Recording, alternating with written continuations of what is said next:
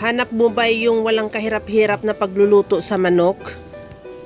Pero grabe din naman ang sarap. Tara na gawa tayo ng caramelized chicken. Bago natin simulan yan mga kalasa, welcome sa Lasang Pilipina.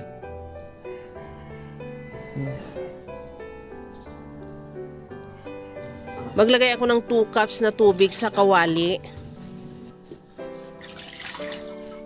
Lagyan ko na rin ng 1/2 cup na asukal at 1/2 cup din na tuyo. Ihalo hanggang sa matunaw yung asukal. Habang ginagawa ko yan mga kalasa, kung bago ka pa lang sa aking channel, welcome. At huwag kalimutan mag-subscribe at i-click ang bell button para sa mga notification. At kung dati ka pa, welcome back at i-follow mo na rin ako sa aking Facebook page Lasang Pilipina. At naglagay na rin ako ng 1 teaspoon na black pepper. At pagkatapos niyan, ilagay ko na yung chicken at 3 pirasong quarter legs. Maglagay na rin ako ng dahon ng laurel.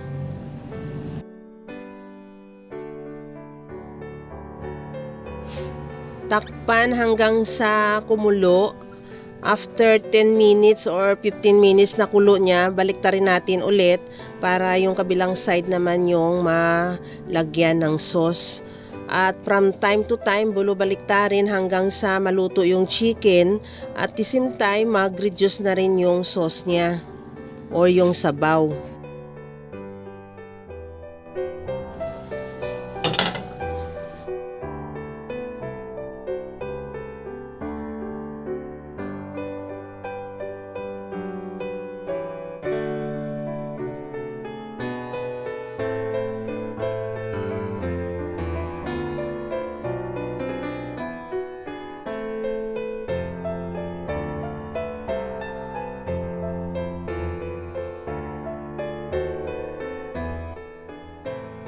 At sa puntong ito na nag-reduce na rin yung sabaw at the same time nag-caramelize na yung sauce, baliktarin lang natin para yung kabilang side magkakaroon ulit ng sauce.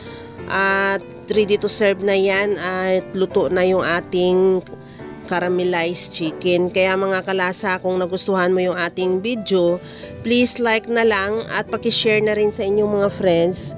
At kung bago ka pa lang sa aking channel, subscribe na at i-click mo na rin ang bell button para sa mga notification. Okay na ito, ready to serve na yan. Ilagay na lang natin yan sa ating serving plate.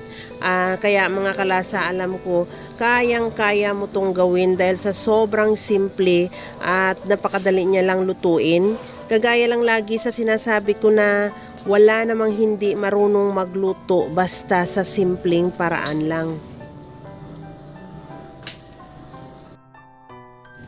Ito na mga kalasa, presenting yung ating napakasarap na caramelized chicken na napakadali niya lang lutuin pero grabe naman ang sarap.